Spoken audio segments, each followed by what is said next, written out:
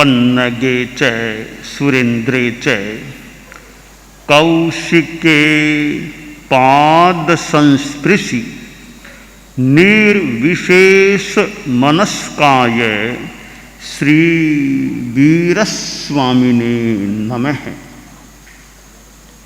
परम योगी परम श्रद्धेय श्रमण भगवान महावीर की अध्यात्म यात्रा का प्रसंग नय सार ने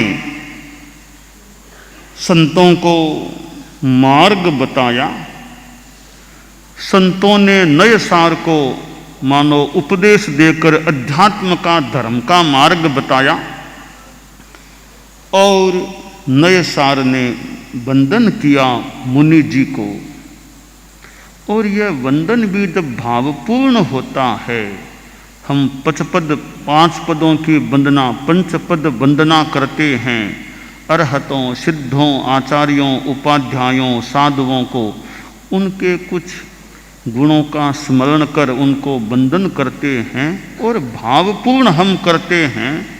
अच्छी कर्म निर्जरा हो सकती है, भले परमेष्ठी वंदना है पंचपद वंदना है, इनमें जो बातें हैं उनको एकदम आत्मसात करके हम प्रणत होते हैं तो इससे एक कर्म निर्जरा का लाभ हमें प्राप्त हो सकता है। और ये पंचपद वंदना फिर अरहत वंदना भावभीनी वंदना, ये जो हमारे यहाँ गीत या गद्य पद्य चलते हैं बड़े ऐसे अच्छे भावपूर्ण प्रतीत हो रहे हैं। अरहत वंदना में भी भावभीनी वंदना भगवान चरणों में, कितने 4 पद्यों में कितनी अध्यात्म की अच्छी बातें भी आ गई हैं, इधर वंदन भी हो गया है। तो नय सार ने संतों को मुनि जी को वंदन किया और संतों से उपदेश मिला था। यह नय सार का ही भव है। प्रभु महावीर की अध्यात्म यात्रा में यह नय सार का भव है। इस भव में प्रभु वीर की आत्मा ने सम्यक्त्व को प्राप्त कर लिया था। वह जीवन वह जन्म धन्य है जिस जन्म में सम्यक्त्व की प्राप्ति हो जाती है।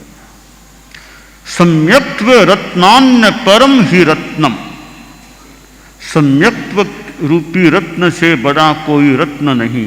सम्यक्त्व मित्रान्य परम ही मित्रम, सम्यक्त्व बंधोर्न परो ही बंधु, सम्यक्त्व लाभान्य परो ही लाभ है।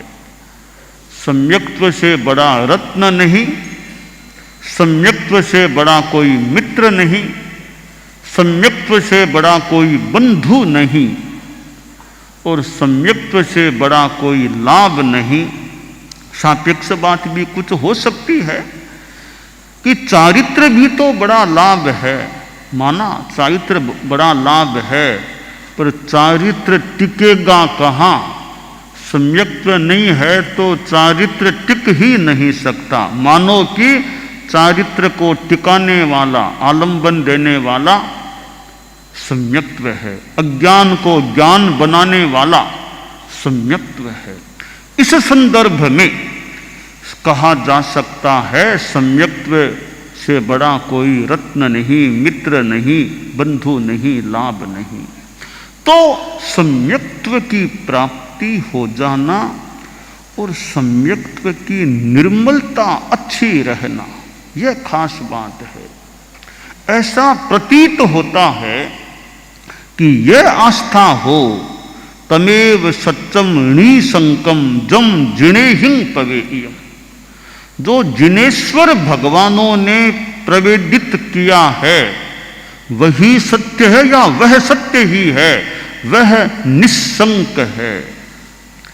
कि भाई मेरे चिंतन में कहीं त्रुटि हो सकती है, तो जिनेश्वर भगवान ने जो प्रवेदित कर दिया उसमें कोई गलती नहीं, त्रुटि नहीं। तो जिनेश्वर भगवान ने जो प्रवेदित कर दिया है, किया है, वही सत्य है, वह सत्य ही है। तो यह आस्था, यानी इसका तात्पर्य यह प्रतीत होता है कि जो सच्चाई है बस मेरा उसको समर्थन है, उसके प्रति मैं प्रणत हूं।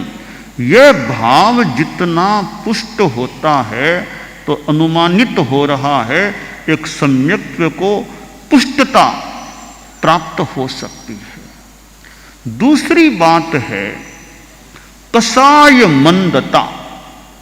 हमारे चारों कसाय क्रोध, मान, माया, लोभ, ये प्रतनु रहे। इनको प्रतनु करने का, पतला करने का हमारा प्रयास चलता रहे तो कसायों का प्रतनुकरण यह सम्यक्त्व संपोषण का एक उपाय, यह दूसरी बात, दूसरा उपाय है। और तीसरा उपाय है तत्व बोध करें, अनाग्रह भाव से, श्रद्धा भाव से, सम्मान भाव से तत्व ज्ञान, तत्व बोध करने का प्रयास करें और बात को बिना दुराग्रह के पकड़ने का, समझने का प्रयास करें। ये तीन आयाम मुझे सम्यक्त्व संपोषण के हेतु लग रहे हैं कि एक तो सच्चाई के प्रति निष्ठा, तमें उसका आगम का आलंबन सूत्र है, तमेव सत्यम निसंकम जम जिनेहिम पवेयम। वही सत्य है, वह सत्य ही है जो जिनेश्वर भगवानों ने प्रवेदित किया है। यानी जो सच्चाई है उसको मेरा संपूर्णतया सर्वात्मना प्रणत भाव से मेरा समर्थन है, मेरी अनुमोदना है। यह सम्यक्त्व पुष्टि का बड़ा एक साधन है। और कसाय प्रतनुकरण, क्रोध, मान, माया, लोभ, इनको पतला करने की साधना, यह एक सम्यक्त्व के लिए बड़ा सहायक तत्व है। और तीसरी बात तत्व बोध, श्रद्धा भाव, ज्ञान के प्रति सम्मान का भाव, और इधर अनाग्रह भाव, बिना दुराग्रह पूर्ण पूर्वाग्रह के तत्व को समझने का प्रयास। इनसे सम्यक्त्व की संपुष्टि हो सकती है, सम्यक्त्व की प्राप्ति और संपुष्टि हो सकती है। यो सम्यक्त्व के दो प्रकार, निसर्गजम निमित्तजम च। अब कर्मों का विलय हो गया, दर्शन मोहन ये हट गया, स्वतः भी सम्यक्त्व उभर सकता है। और यह उपदेश आदि निमित्त से भी सम्यक्त्व की प्राप्ति हो सकती है। तहियानम तो भावानम सब भावे उवएसनम भावेणम सद्दहन्तस्य सम्मत्तम तम बियाहियम।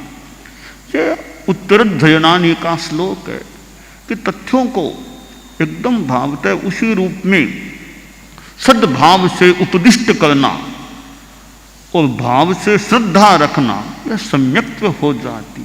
उधर अरहंतो महदेवो जावत जीवं सुसाहुणो गुरुणो जिन पन्नत्तम तत्तम ये सम्मत्तम मये गह्यम। अरहत मेरे देव हैं, शुद्ध साधु मेरे गुरु हैं, जिन प्रज्ञप्त मेरा तत्व है। तो यूं हम सम्यक्त्व को प्राप्त भी रहें, न है जिनको वे प्राप्त कर सके मंगल कामना, और प्राप्त सम्यक्त्व को और ज्यादा पुष्ट बनाए, क्योंकि सम्यक्त्व का भी प्रोमोशन हो सकता है। जैसे आप लोग गृहस्थ हैं, नौकरी में पहले शुरू में पगार थोड़ी मिलती, धीरे धीरे आगे आगे पगार बढ़ती गई, बढ़ती गई, बढ़ती गई। इसी प्रकार सम्यक्त्व मान लो शुरू में तो इतना मजबूत नहीं था, बाद में धीरे धीरे साधना बढ़ी, सम्यक्त्व बहुत पुष्ट हो गया। और क्षायोप सम्यक सम्यक्त्व कभी क्षायिक सम्यक्त्व बन जाए, फिर तो कहना ही क्या, फिर तो पराकाष्ठा है। सम्यक्त्व की पराकाष्ठा है, क्षायिक सम्यक्त्व प्राप्त हो जाए। अनाग्रह भाव, इधर कसाय मंदता, और सच्चाई के प्रति सम्मान के साथ समर्थन पूर्ण भाव, अनुमोदना पूर्ण भाव। तो नए सार को सम्यक्त्व की प्राप्ति हो गई। और सम्यक्त्व की अवस्था में आयुष्य का बंध होता है अगले जन्म का। तो वैमानिक के सिवाय और कोई गति का आयुष्य नहीं बंधता। तो इसी नियम के आधार पर मानो अब नय सार स्वधर्म देवलोक में जाता है। यह नहीं कहा जा सकता आयुष्य का बंध सम्यक्त्व अवस्था में ही हुआ था या सम्यक्त्व विहीन अवस्था में जब भी हुआ हो, परंतु नए सार का अगला जन्म यानी दूसरा भव अब स्वधर्म देवलोक, प्रथम देवलोक जो 12 देवलोकों में है वहां होता है। और देवता हैं उनका भी कभी न कभी आयुष्य पूरा होता है। देवों की आसातना नहीं, पर देव भी उस रूप में अमर नहीं है कि हमेशा बने रहेंगे। हर देव का अपना निर्धारित आयुष्य होता है और वह आयुष्य संपन्न होने पर देवता को देव गति से च्युत होना होता है, उद्वृत्त होना होता है और देवता आयुष्य पूरा करके वापिस ठीक बाद वापिस देव नहीं बन सकता। देव आयुष्य पूरा करके ठीक बाद नरक में नहीं जा सकता। देव जाएगा या तो मनुष्य गति में जाएगा या कोई त्रियंच गति में भी जा सकता है। यह विधान है, नियम है।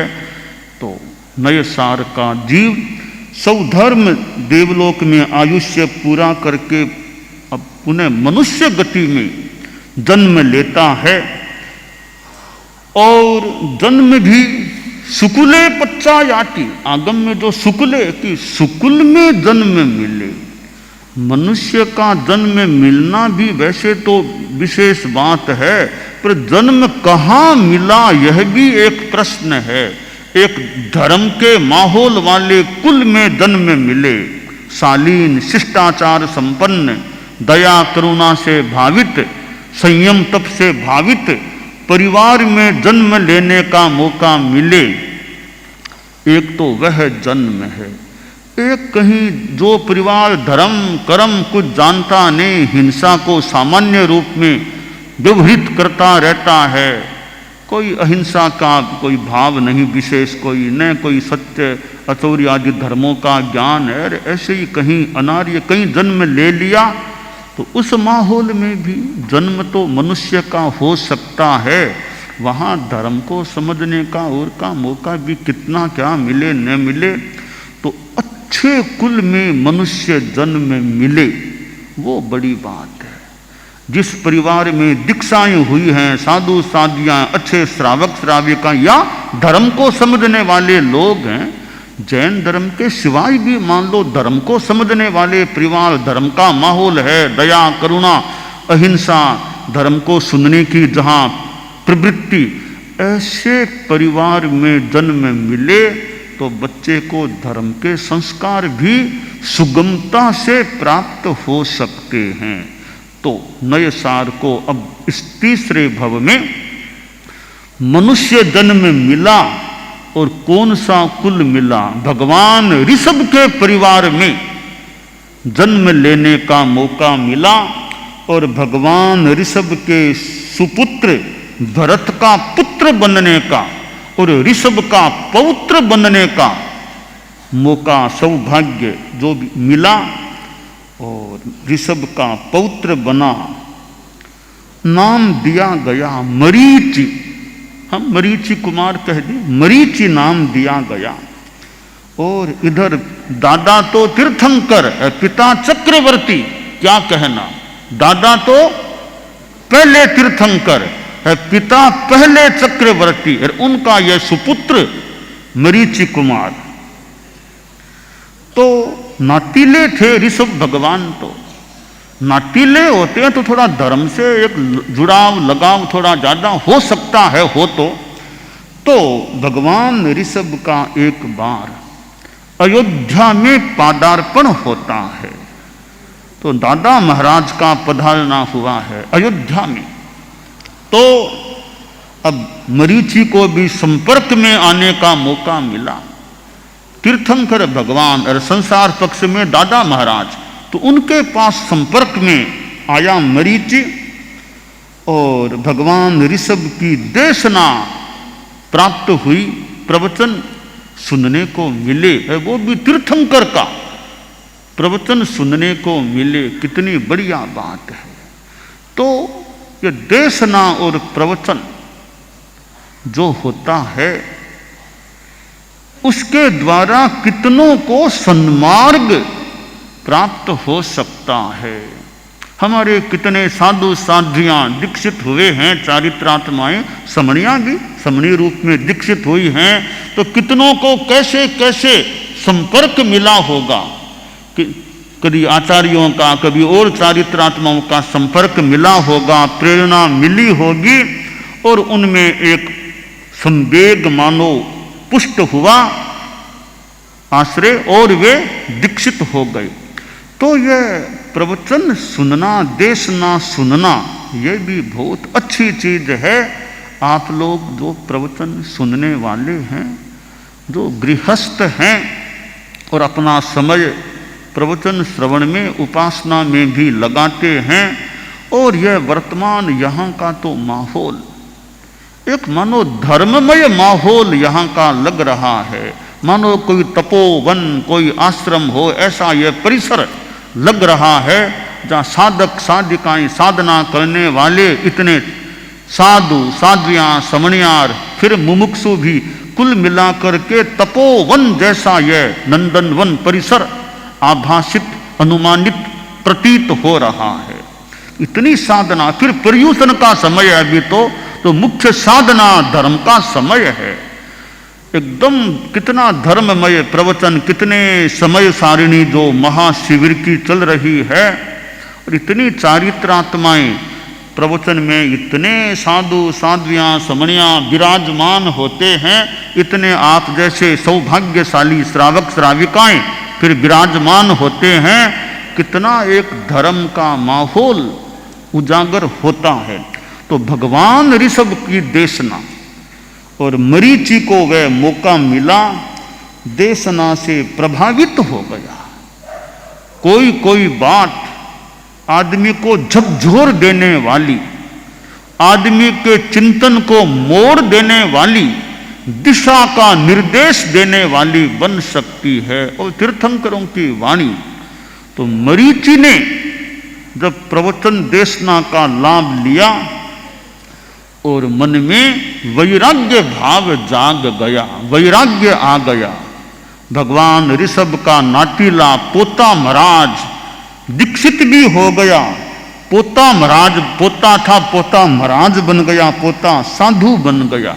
हमारे साधु साध्वियां हैं, वे भी अपने पोतों पर ध्यान दें, पोते हों, भतीजे हों, भाणजे हों, वे ध्यान दें। कोई आपकी प्रेरणा से और से दूसरों की प्रेरणा से, कईयों के हमारे संतों के भी अब तो पोते हो गए होंगे, भले यानी भाई के पोते मान लो उस रूप में।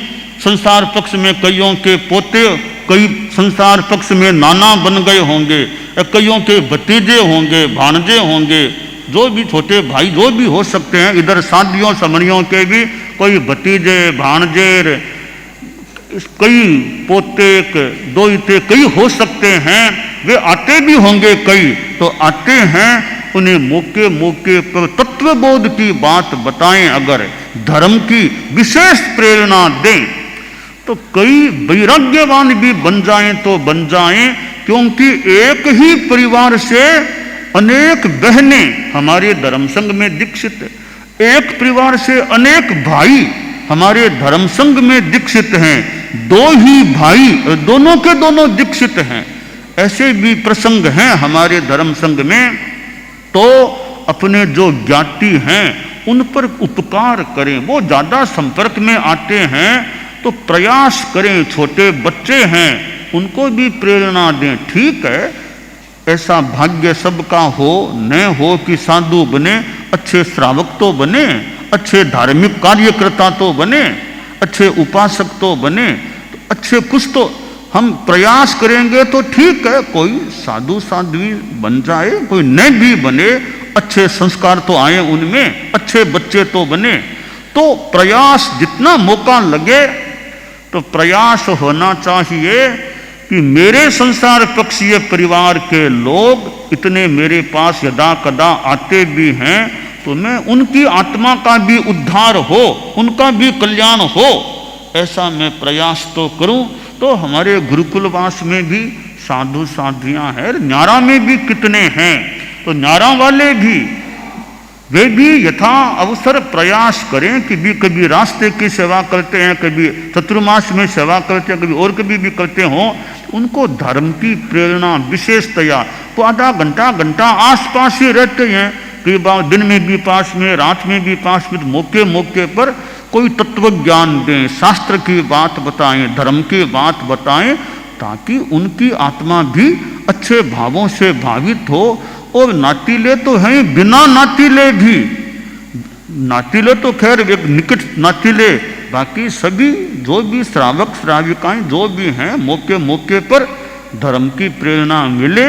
और वे माता पिता कितने साधुवाद के पात्र हैं, जितनी संतान सबको दे दिया, दो तो दो को ही दे दिया, और तीन तीन बहनें हो जाती है, भाई हो जाते हैं, एक ही परिवार से भाई भी है, बहनें भी है, एक भाई दो बहनें, बस कई और लागती पागती कई ऐसे एक ही परिवार के रिलेटिव्स हैं, कितने दीक्षित हो जाते हैं। गुरुदेव तुलसी थे, उनके भाई चंपालाल जी स्वामी, भाई जी महाराज, एक परिवार से दो सगे भाई यूं आ गए। ऐसे अनेक उदाहरण हैं, तीन तीन भाई एक परिवार से आ गए हैं। तो भगवान ऋषभ के संसार पक्षीय पौत्र सुपौत्र मरीचि कुमार को भी वैराग्य भाव आ गया और वह दीक्षित भी हो गया। अब कैसे मरीचि का आगे का क्रम बनता है, आगे की बात यथासंभवतया आगे आ सकेगी।